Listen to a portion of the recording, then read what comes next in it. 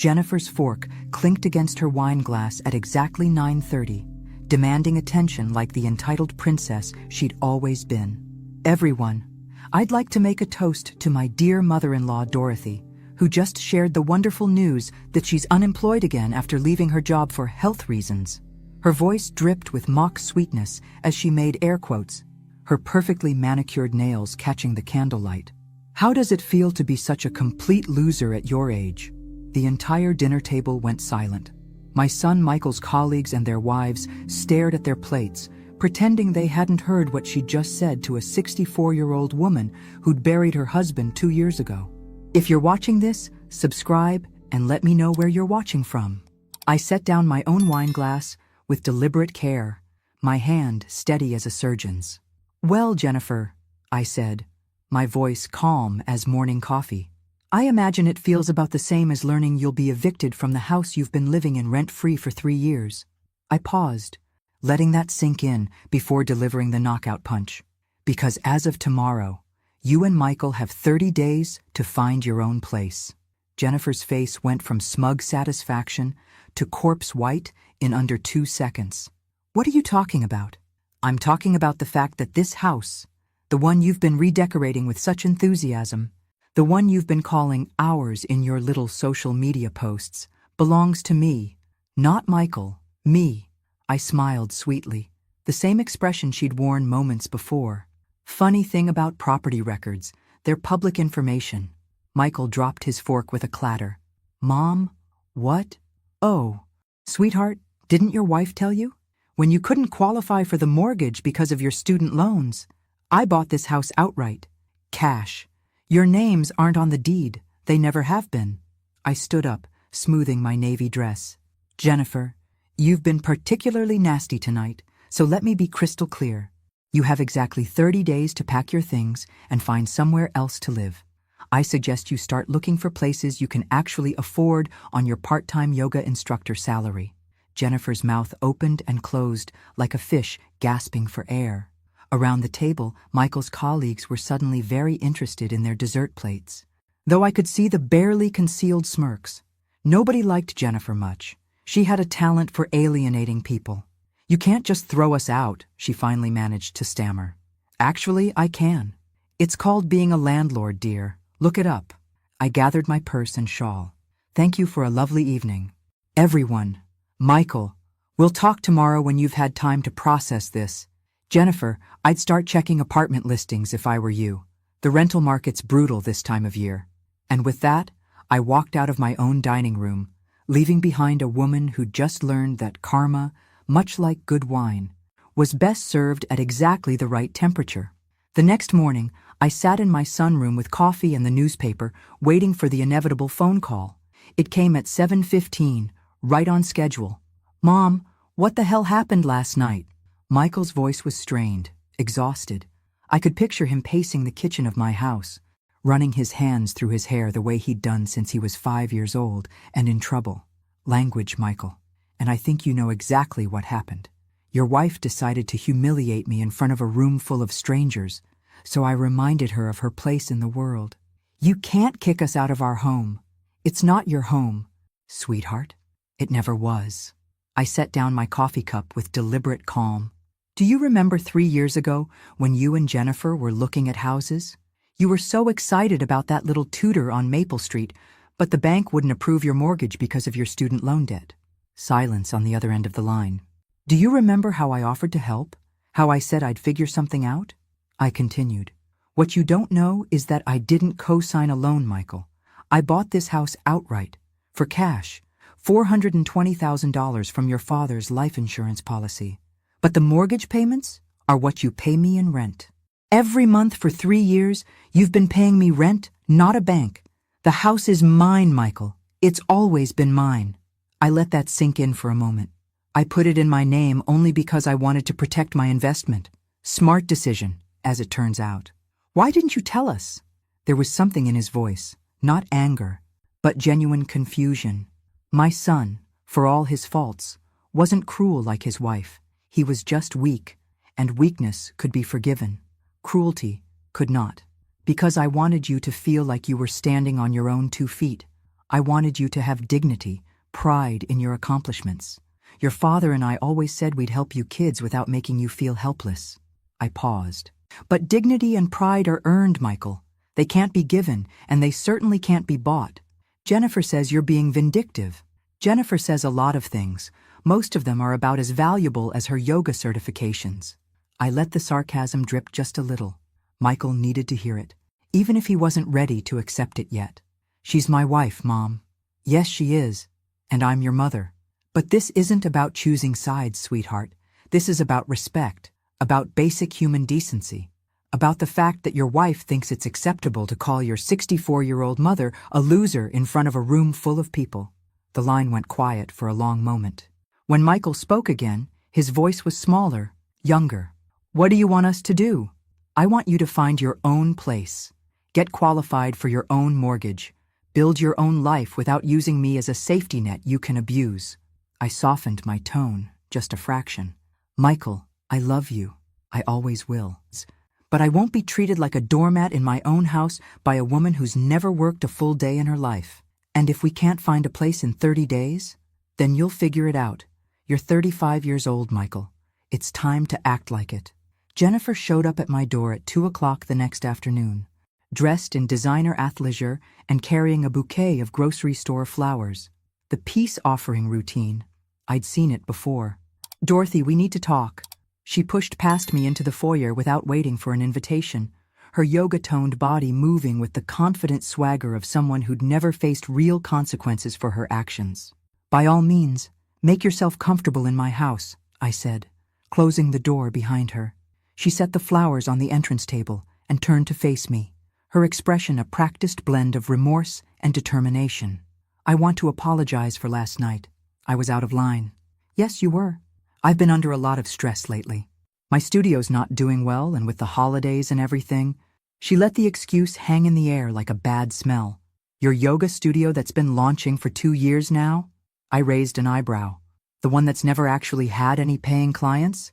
Jennifer's perfect composure cracked just a little. It takes time to build a client base. I'm sure it does. Tell me, how much money have you and Michael invested in this business venture of yours? Ballpark figure.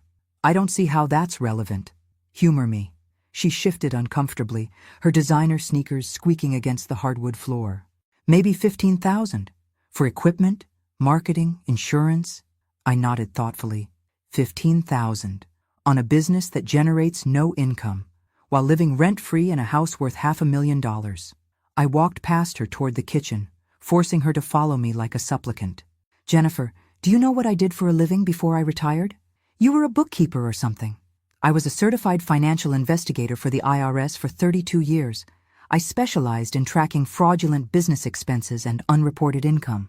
I filled the kettle with water, my movements deliberate and calm. So, when you tell me your yoga studio has no paying clients, I find that curious. Because according to your social media posts, you've been teaching private sessions at some very expensive houses in some very wealthy neighborhoods. The color drained from Jennifer's face. Those are just friends helping me practice. Friends who pay you in cash. Off the books. Unreported income. I turned to face her, leaning against the counter. How much cash, Jennifer? Rough estimate. I don't know what you're talking about. I think you do. I think you've been running a very nice little under-the-table business, teaching yoga to bored housewives who pay premium rates for the convenience of not having to drive to a studio. I think you've been making quite a bit of money, actually. You're just not reporting it. Jennifer's hands were shaking now. You can't prove anything. Can't I? Your phone has GPS tracking. Your car has GPS tracking. I have 32 years of experience tracking down tax evaders, and you have the technological sophistication of a teenager. I smiled pleasantly. Plus, your clients post about their sessions on their own social media accounts. They tag you, Jennifer. They thank you by name. They even mention how much they love their private instructor. She sank into one of my kitchen chairs, all pretense abandoned. What do you want?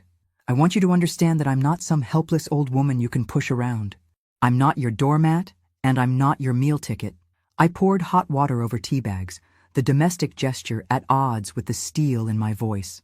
I want you to know that if you ever speak to me the way you did last night again, I won't just kick you out of my house. I'll report your unreported income to the IRS.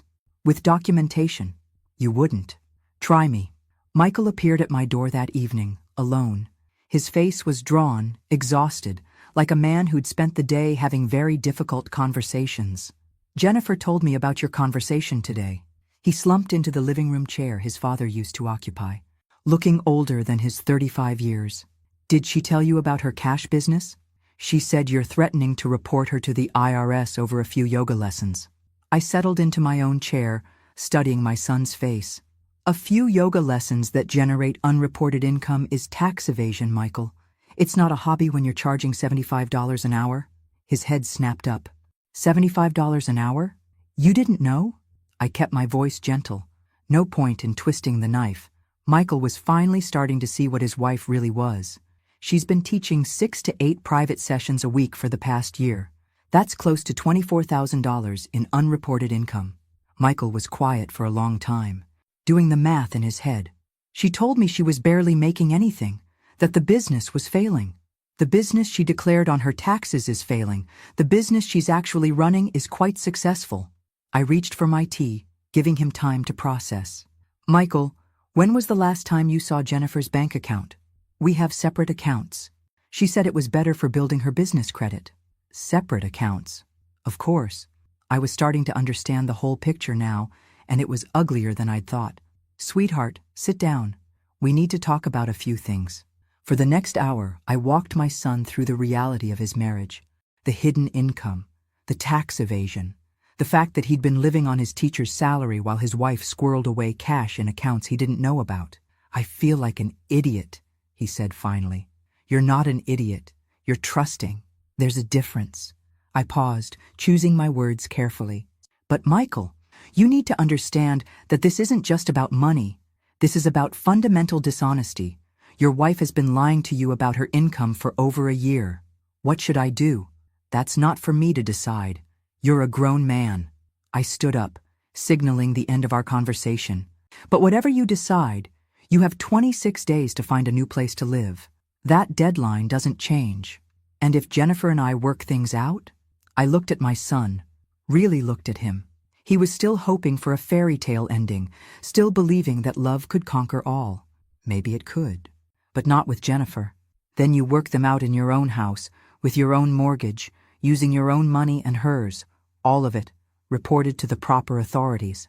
I kissed his forehead the way I had when he was small, and the world was simpler. 26 days, Michael, I mean it. 3 days later, Jennifer made her second mistake. She brought reinforcements. I was in my garden, deadheading the last of the winter roses, when a black BMW pulled into my driveway. Jennifer stepped out, followed by an older woman in an expensive suit who walked with the confident stride of someone accustomed to getting her way. Dorothy, this is my mother, Patricia Caldwell, Jennifer announced, as if she was introducing royalty. Patricia Caldwell was everything Jennifer aspired to be. Perfectly groomed, designer everything, and radiating the kind of entitlement that comes from never having been told no. She looked at my modest ranch house the way someone might look at a bug under a microscope. Mrs. Patterson, I think there's been a misunderstanding. Her voice had the crisp authority of someone used to managing lesser people. Jennifer has explained the situation, and frankly, I think you're being unreasonable. I set down my gardening shears and pulled off my gloves, taking my time. And what situation would that be, Mrs. Caldwell? This eviction nonsense. Jennifer and Michael have been living here for 3 years. They have rights. They have the rights of tenants whose lease I'm choosing not to renew. Patricia's smile was sharp as a blade. Actually, they have the rights of family members who've been contributing to this household for years. Jennifer has been maintaining this property, improving it, investing her time and energy into making it a home. Ah, so that was the angle they were trying. Sweat equity, property improvements. A claim that Jennifer had somehow earned partial ownership through her contributions. Interesting theory, I said. Tell me, Mrs. Caldwell, what exactly has Jennifer contributed to this household? She's been managing the household expenses, coordinating maintenance, overseeing renovations. With whose money? The question hung in the air like smoke from a fire.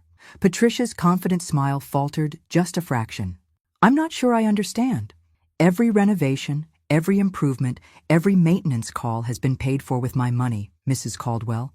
Jennifer hasn't contributed a single dollar to this household in 3 years. She's been playing house with someone else's wallet. She's been providing services, the same services any renter might provide. Taking care of the property they live in, hardly grounds for ownership rights. Patricia's facade was starting to crack. She'd come here expecting to intimidate a lonely old widow. Instead, she was facing someone who'd spent 3 decades dealing with people far more sophisticated than her daughter. Furthermore, I continued, my voice pleasant as Sunday morning, I'm curious about Jennifer's business records. Has she been reporting all her income to you, Mrs. Caldwell? When you do her taxes, and I assume you do, given your concern for her financial affairs, do you include the cash payments from her private yoga sessions? Jennifer went white. Patricia looked confused. What cash payments? I smiled sweetly. Perhaps you should ask your daughter about her very successful under-the-table business. I'm sure the IRS would be fascinated to learn about it too. Patricia turned to Jennifer, who looked like she wanted to disappear into the ground. What is she talking about? It's nothing, Mom. Just a few private lessons. A few private lessons that generate about $2,000 a month in unreported income, I clarified helpfully. But I'm sure it was just an oversight. These things happen. The silence that followed was beautiful. Mother and daughter, caught in their own web of lies and tax evasion. Patricia Caldwell, who'd come here to intimidate me, was suddenly faced with the possibility that her daughter was a criminal. I think this conversation is over, Patricia said finally. I think you're right, I agreed. 23 days, Jennifer, don't forget. The revelation came on a Tuesday afternoon, wrapped in the mundane package of a misdirected text message.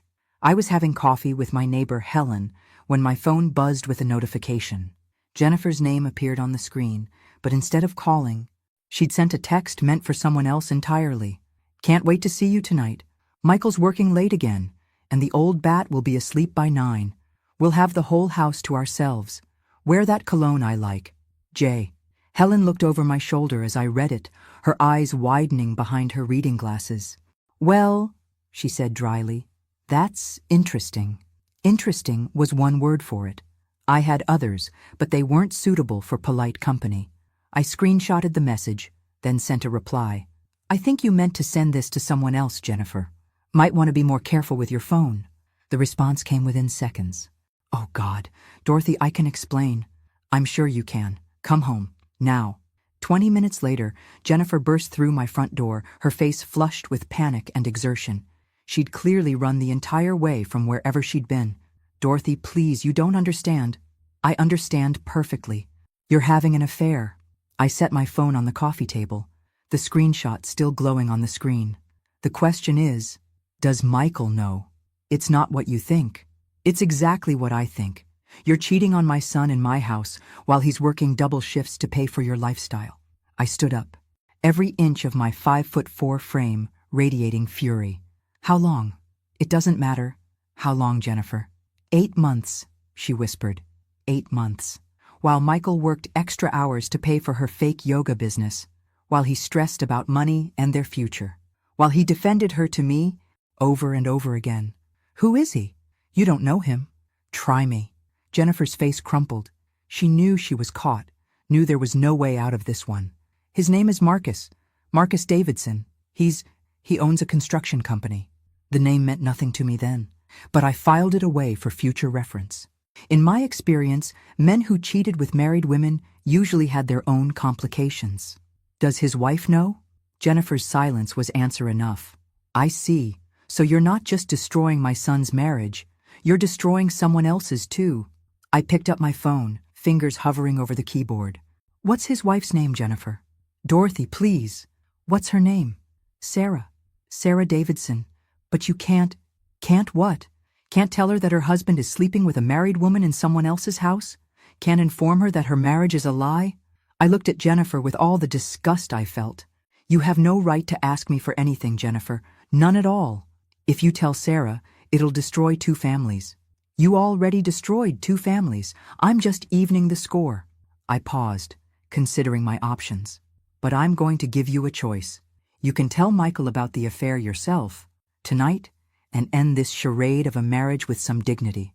Or I can tell him, along with his father-in-law, your mother, and Mrs. Davidson. You're blackmailing me. I'm giving you an opportunity to do the right thing for once in your miserable life. I walked to the front door and opened it. You have until tomorrow morning to decide. Either way, Michael finds out the truth. The only question is whether it comes from you or from me. Jennifer stood frozen in my living room, clutching her phone like a lifeline. Oh, and Jennifer? Pack your bags tonight. Affair or no affair, you're still out in 20 days. This just makes it easier for everyone involved. After she left, I sat in my father's old chair and finally allowed myself to feel the full weight of what I'd discovered. My son, my gentle, trusting son, was married to a woman who was stealing from the government, lying about her income, and cheating on him in the house I'd bought to give them a fresh start. Some people, I realized, didn't deserve fresh starts. Some people deserved exactly what they got. Michael's truck pulled into the driveway at 11:30 that night, earlier than usual. Through my bedroom window, I watched him sit in the cab for several minutes, before finally climbing out and walking to the front door with the heavy steps of a man carrying an enormous burden. I'd been expecting this conversation since Jennifer left that afternoon.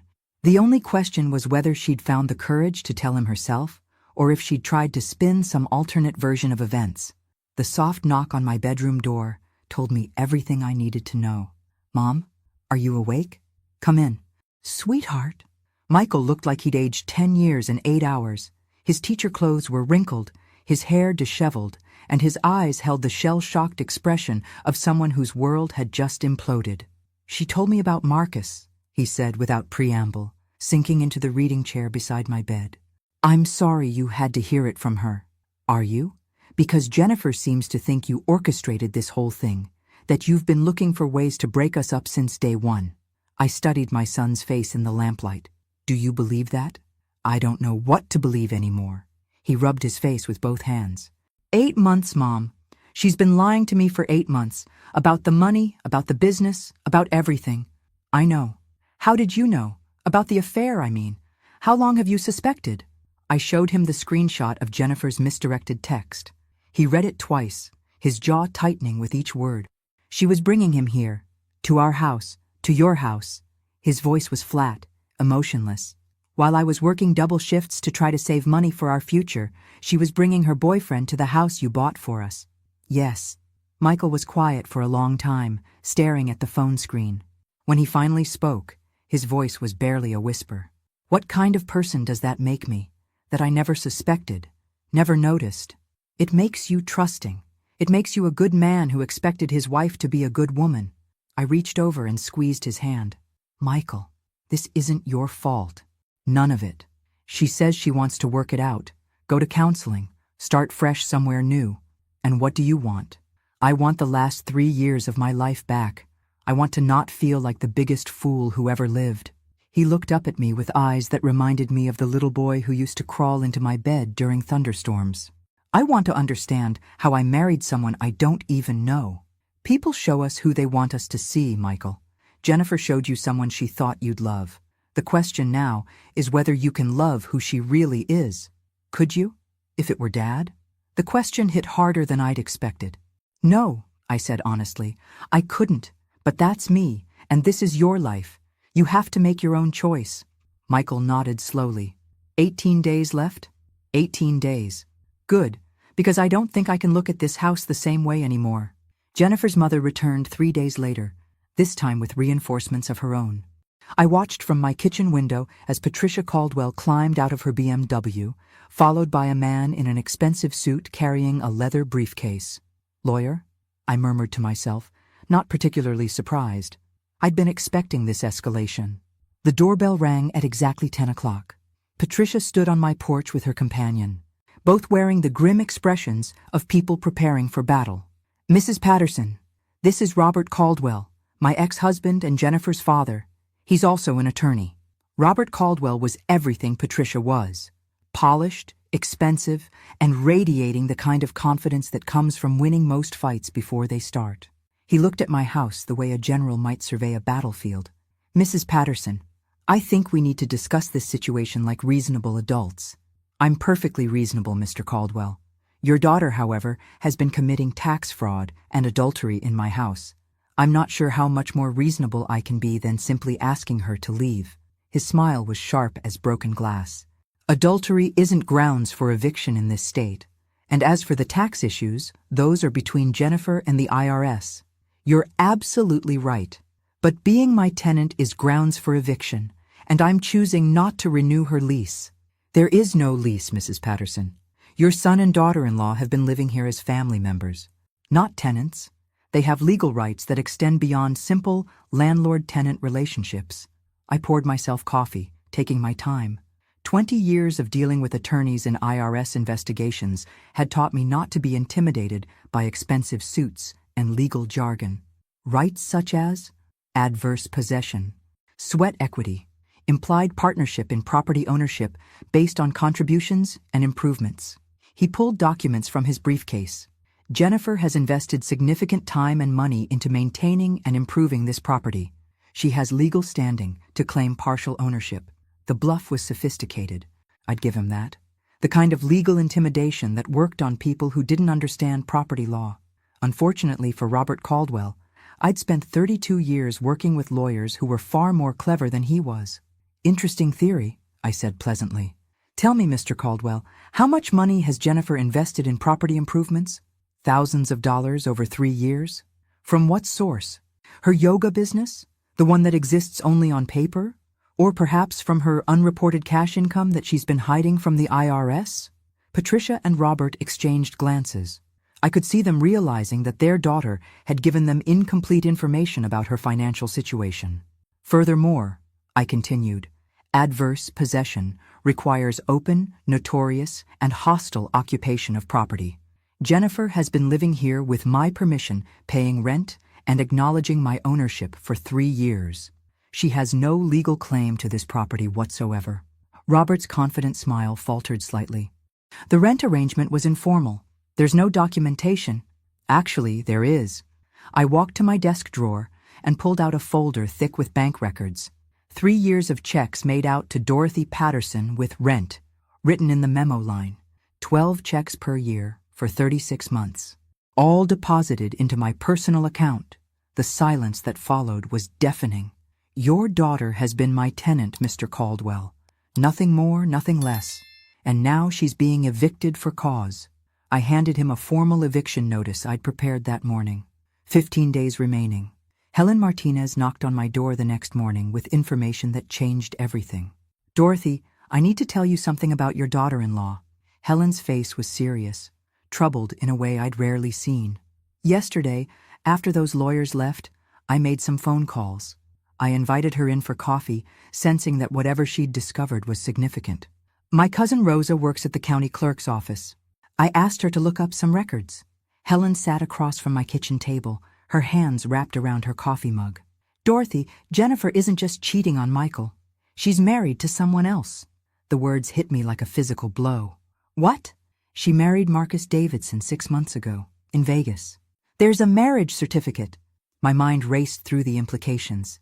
But she's already married to Michael. That's the point. She committed bigamy. Jennifer is legally married to 2 men at the same time. Bigamy. A federal crime. Jennifer hadn't just been having an affair. She'd been committing a felony in my house for 6 months. Does Michael know? I thought you should tell him. But Dorothy, there's more. Helen's voice dropped to a whisper. Rosa also checked property records for Marcus Davidson. He's been transferring assets to Jennifer's name. Money, investments, even part ownership in his construction company. The picture was becoming clear, and it was uglier than I'd imagined. Jennifer hadn't just fallen into an affair. She'd orchestrated an elaborate scheme to drain money from 2 men simultaneously. My son, who was supporting her with his teacher's salary and my house, and Marcus Davidson, who was apparently transferring significant assets to her. She's been planning this, I said aloud, the pieces clicking into place. The separate bank accounts, the cash business, moving in with us rent-free. She's been building a nest egg with Michael's money and Marcus's assets. There's something else. Marcus Davidson is worth about $3 million. And he's been very generous with his new wife. Helen pulled out a folder of documents Rosa had printed. Property transfers, bank account changes, business partnerships, all dated within the past 6 months. All moving assets from Marcus Davidson to Jennifer Caldwell Davidson. What happened to Marcus's first wife? Sarah? Divorced. 4 months ago. He left her for Jennifer, transferred significant assets during the divorce proceedings, and married Jennifer immediately after the divorce was final. Helen shook her head. Dorothy, this woman is a professional. She didn't just destroy one family, she planned it all out. I stared at the documents spread across my kitchen table. Jennifer wasn't just a cheating wife or a tax evader. She was a criminal who'd committed bigamy, fraud, and systematically destroyed multiple families for financial gain. 12 days left, I said quietly. Are you going to tell Michael? I'm going to tell everyone who needs to know. The investigation that would ultimately destroy Jennifer's carefully constructed world had actually begun 3 weeks earlier, initiated by someone I'd never met. Detective Rachel Morrison of the county sheriff's office called me on Thursday afternoon, but not for the reason I expected. Mrs. Patterson, I understand you may have information regarding Jennifer Caldwell's activities. We're currently investigating financial fraud and bigamy charges filed by Sarah Davidson. It turned out that Sarah Davidson had been building a case against her ex-husband and Jennifer for months. When Marcus had suddenly divorced her and transferred significant assets, she'd hired a private investigator who'd uncovered the bigamy almost immediately. The bigamy charge is clear-cut, Detective Morrison explained during our meeting in my living room. Jennifer married your son in 2021 and married Marcus Davidson in Las Vegas 6 months ago without dissolving her first marriage. But we're also looking at mail fraud, wire fraud, and tax evasion. I provided everything I documented: the marriage certificates Helen had found, the hidden income evidence, the property transfers, the timeline of Jennifer's lies. Detective Morrison listened carefully, adding my evidence to what was clearly already a substantial case. Mrs. Patterson, we've been watching Jennifer for 2 weeks. We have financial records showing she's been operating what amounts to a marriage fraud scheme. Your family wasn't her first target. That revelation hit me like a physical blow. What do you mean? We found evidence that Jennifer researched several families as potential targets over the past 18 months before she focused on your son. Wealthy widows with unmarried children, specifically. Your family fit a profile she was targeting systematically. The full scope of Jennifer's scheme was breathtaking in its cold calculation. She hadn't just stumbled into crime. She'd planned to systematically target families like mine for over a year before she ever met Michael. We'll be making arrests tomorrow, Detective Morrison said. Both Jennifer and Marcus are being charged with federal crimes. The evidence is overwhelming. That evening, I told Michael everything.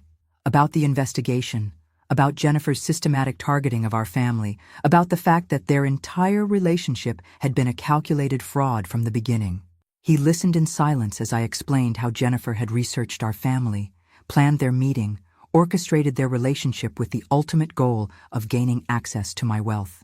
When I finished, he sat quietly for several minutes, processing the magnitude of what he'd learned. So nothing was real, he said finally. Not one moment of our 3-year marriage was genuine. I'm sorry, sweetheart. Don't be. This actually makes it easier. He looked up at me with something that might have been relief. For months, I've been wondering what I did wrong, how I failed as a husband. Now I know I didn't fail. I was just the target of a professional criminal. 3 hours later, I watched from my front window as police cars surrounded my house. Jennifer's face was priceless when they put her in handcuffs: shock, disbelief, and finally the cold rage of someone whose carefully planned scheme had crumbled into dust. Michael arrived home as they were loading her into the patrol car. He stood in our driveway, watching his wife disappear into a police cruiser, his face a mask of emotions I couldn't begin to interpret. 9 days left, he said when he came inside. Take all the time you need. The house will be here when you're ready to figure out what comes next. The final truth came during Jennifer's sentencing hearing, delivered by federal prosecutor Amanda Chen in a courtroom packed with Jennifer's victims. Your Honor, the defendant operated a sophisticated marriage fraud scheme for over 2 years, targeting widowed women and their adult children across 3 states. The Patterson family was victim number 7.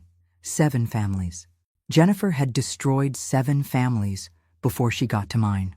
Michael and I sat in the gallery, listening as the prosecutor outlined the full scope of Jennifer's crimes: financial fraud, bigamy, tax evasion, identity theft. The charges went on for 20 minutes. The defendant would research wealthy families, identify vulnerabilities, and then systematically infiltrate them through romantic relationships with family members. She would establish financial dependency, gain access to family resources, and then commit bigamy with wealthier targets while maintaining her original marriages for continued financial support. The courtroom was silent as the prosecutor explained how Jennifer had stolen over $2.3 million from her victims across 3 states. How she'd married 4 different men simultaneously at one point. How she'd left a trail of destroyed families and broken lives in her wake. The Patterson family was fortunate, the prosecutor continued. Mrs. Dorothy Patterson's background in financial investigation allowed her to recognize the fraud before the defendant could complete her scheme. Other families weren't so lucky. Jennifer sat at the defendant's table, her designer clothes replaced by an orange jumpsuit, looking nothing like the confident woman who'd once called me a loser in my own dining room. When the judge sentenced her to 8 years in federal prison, she didn't even flinch. Marcus Davidson received 4 years for his role in the asset transfer fraud. Sarah Davidson was in the courtroom too, having recovered most of her stolen property through the federal investigation. After the sentencing, Sarah approached Michael and me in the hallway. "I wanted to thank you both," she said. "Your evidence helped convict them, but more than that, it helped me understand that what happened to my family wasn't personal. It was just business to Jennifer." "How are you doing?" I asked. "Better. I'm rebuilding, just like your son is." Sometimes, when someone shows you who they really are, the best thing you can do is believe them the first time. 3 months later, Michael moved into his own apartment across town. The house felt quiet without him, but it was a peaceful quiet. The silence of a storm finally passed. If you're watching this, I hope you remember that sometimes the people who hurt us the most are the ones who teach us the most important lessons. Jennifer taught me that kindness without boundaries is just weakness, and that protecting the people you love sometimes means being ruthless with the people who would harm them. As for me, I'm exactly where I belong, in my own house, living my own life, answering to no one but myself. And that, it turns out, is worth more than all the money in the world. Thanks for listening. Don't forget to subscribe and feel free to share your story in the comments. Your voice matters.